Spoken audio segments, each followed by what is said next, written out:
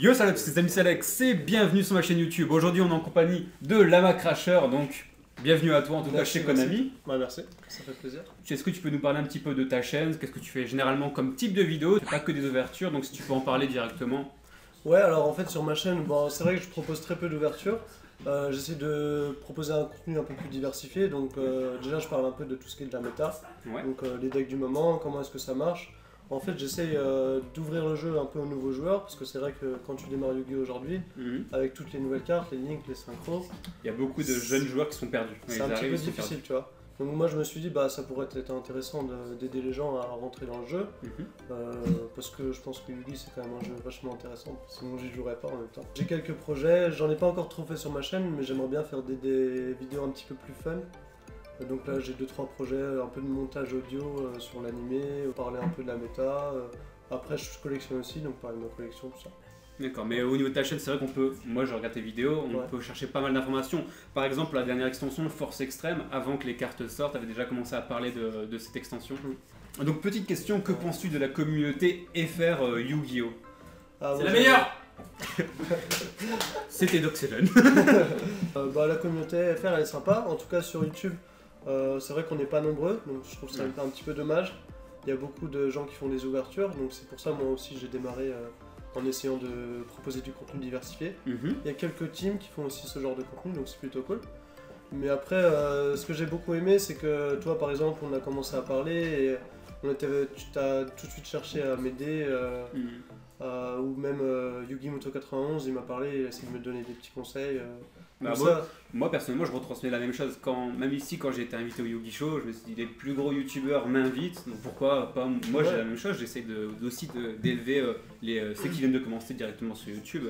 Bah c'est super sympa parce que ça pourrait être autrement, genre je sais qu'il y a des gens qui sont plus dans la compétition, pourquoi pas, mais je trouve que c'est un peu dommage, on est tous ensemble, on joue tous au même jeu. Voilà. Et après c'est un jeu communautaire, voilà. Forcément, donc je me dis que même au niveau de YouTube, si on peut permettre à Yu-Gi-Oh d'être de plus en plus vu et visible en tout cas en France, c'est un plaisir de le faire. Carrément. Une autre question, au niveau de ta chaîne YouTube en 2018, quels sont tes objectifs, quel est le but de ta chaîne YouTube?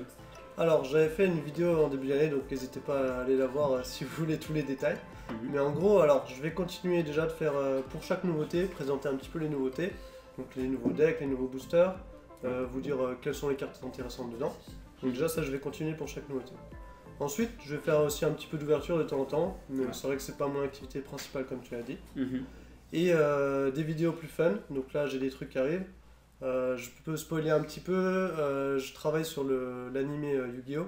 En gros j'ai récupéré des passages sonores et je vais les mettre bout à bout pour faire des dialogues entre les personnages, ce genre de trucs. D'accord. Voilà. Vidéo fun. Ouais, j'aimerais bien aussi faire des vidéos un peu duel. Donc aujourd'hui je sais qu'on va en faire par exemple. Donc je vais essayer de filmer ça et ça peut être sympa de montrer des decks peut-être un peu plus fun. Donc il y a la dernière extension qui est sortie, Force Extrême justement. J'ai vu que tu as fait une vidéo dessus, mais principalement est-ce que là tu peux en parler? Tu penses quoi de cette extension? Bah alors c'est une extension qui est sympa. Après moi c'est vrai que comme je t'ai dit je préfère les vieilles cartes. Mais il y a quand même des cartes intéressantes dedans, notamment il y avait au Japon il y a un pack qui est sorti, c'est Link Brains, donc c'est des supports Link pour beaucoup d'archétypes. Et du coup ça a été pas hérédité en français mais ils l'ont importé dans le booster là. Donc ce qui est vachement bien avec ce booster c'est qu'il y a beaucoup de cartes Link pour plein d'archétypes différents. Donc déjà ça c'est vachement cool. Et il y a une autre carte qui m'intéresse beaucoup dedans, c'est Inspector Border. Donc c'est une carte qui joue un peu anti-méta. Moi les decks anti-méta j'adore ça. T'aimes bien faire chier les gens qui jouent méta. Okay. En fait moi j'aime bien prendre du plaisir à jouer et emmerder les autres. Ok, chacun son plaisir. C'est plutôt une bonne extension. Et la carte magicien pendule, enfin la carte Link pour les pendules, qui est très forte et qui va pas mal changer la méta, elle est vachement intéressante. Et justement sur les groupes comme le groupe Yu-Gi-Oh! FR, on en parle beaucoup de cette carte. Dans toutes les extensions confondues, laquelle extension préfères-tu, que ce soit la plus ancienne, celle qui t'a le plus marqué? Alors moi en termes d'extension, je partirais plutôt vers les vieilles extensions, donc soit Maître des Magies, au Serviteur du Pharaon, donc ça c'est vraiment les débuts du Yu-Gi-Oh! J'ai commencé à jouer, j'étais au collège, donc... c'est vraiment au début. C'est ça, quand je voyais les cartes là, ça me rappelle trop de souvenirs en fait à chaque fois. Et du coup c'est vraiment pour ça que je les aime. C'est vrai qu'il y a aussi des gens qui arrivent qui recommencent Yu-Gi-Oh! Mais ils disent ah, j'aime pas du tout les cartes, ça me donne pas envie de recommencer. Mais vous pouvez aussi recommencer Yu-Gi-Oh! Avec les cartes de l'époque. Vous avez toute ce côté recherche sur le net, etc. pour se procurer les boosters. Et toi, justement, tout à l'heure, tu m'as montré des boosters en portugais. Ça permet aussi de rechercher ce type de produit sans devoir mettre 50 € pour payer un booster, mais pour pouvoir te faire de la petite collection en portugais. Donc c'est aussi des choses qui sont intéressantes de faire. Vous n'êtes pas obligé de revenir sur Yu-Gi-Oh! Par exemple avec l'extension Force Extrême, mais allez chercher votre petit côté, les cartes que vous préférez le plus, et pour commencer ou débuter en tout cas une collection, ou alors recommencer le jeu. Il y a aussi les decks du Dragon Légendaire qui étaient sortis il y a pas longtemps. Ça c'est vachement intéressant parce que c'est une boîte où tu as vraiment 3 decks dedans. Je crois que c'est dans les 20 ou 25 € à peu près. C'était 25 € à sa sortie, peut-être que c'est monté à 30. Non, même pas, je pense que c'est toujours à 25 €. Ouais. Et ouais, c'est vrai que c'est pas mal parce qu'on a énormément de grosses cartes qui sont en réalité, donc pas besoin de mettre une fortune pour avoir toutes ces cartes là. Et 25 €, vous avez 3 bons decks et c'est aussi des vieilles cartes, c'est intéressant. Moi j'essaie de toujours le conseiller pour les débutants parce que c'est vrai que ça fait déjà une base. Ça te permet d'apprendre les règles et après au fur et à mesure, tu vois ce que tu veux faire à partir de là. Ce petit coffret là qui est sorti il n'y a pas si longtemps que ça, c'est sorti fin d'année, je pense, fin d'année. Ouais, en novembre je crois. Deck Dragon Légendaire, et justement derrière on avait les trois decks. Donc on pouvait retrouver le deck Dragon Légendaire, deck Cyber et deck Dimensionnel, principalement que des cartes emblématiques dans ces produits. C'est des decks qui sont vraiment sympas à jouer. Après, on va pas dire que vous allez finir premier du tournoi en jouant ça. C'est sûr, mais c'est un bon début en tout cas. Dernière petite question, as-tu déjà participé à des tournois Yu-Gi-Oh! Que ce soit des régionales, des nationales ou alors des tournois dans les boutiques? Et si oui, lesquels t'ont le plus marqué? Et que penses-tu des tournois en général? Ok. Alors, moi j'ai fait quelques tournois à l'époque. C'est vrai que j'ai fait une grosse pause dans Yu-Gi. Donc j'ai arrêté en 2008-2009. Donc j'ai plus fait des tournois à l'époque. Là j'en fais un petit peu, mais j'ai pas vraiment de gros deck. Je joue Great Maju. C'est plus un deck fun. Pour un tournoi, ça passe, mais c'est pas non plus top méta. Mais c'est vrai que j'aimerais beaucoup reprendre les tournois. Donc là c'est pour ça aussi que je me renseigne beaucoup sur la méta. Je fais des vidéos, mais c'est aussi pour moi, ça me permet d'apprendre un petit peu, tu vois. Et donc mes projets là, c'est de peut-être faire un YCS.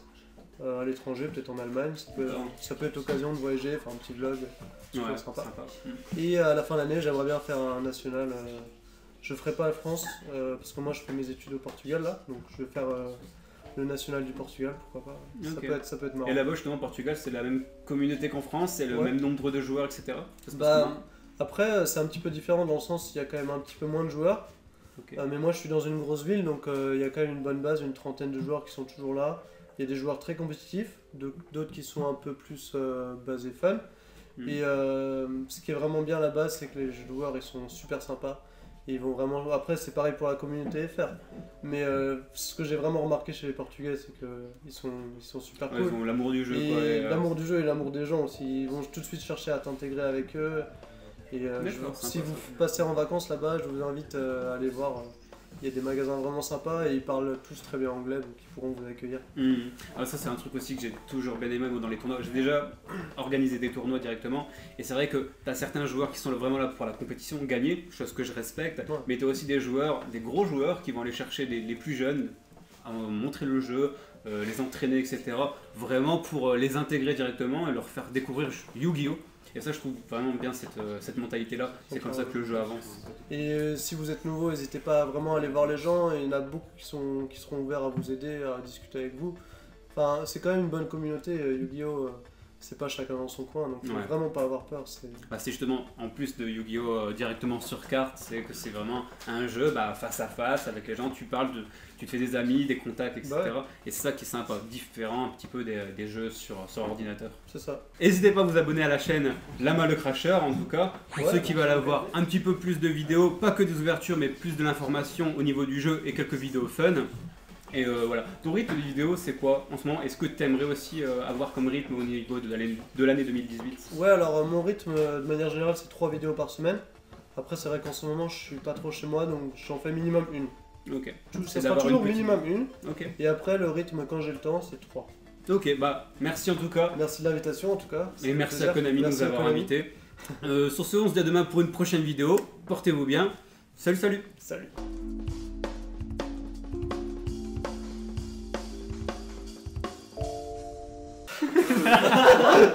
La malle, en fait. J'ai regardé ta vidéo. Il cherche la merde. Hein.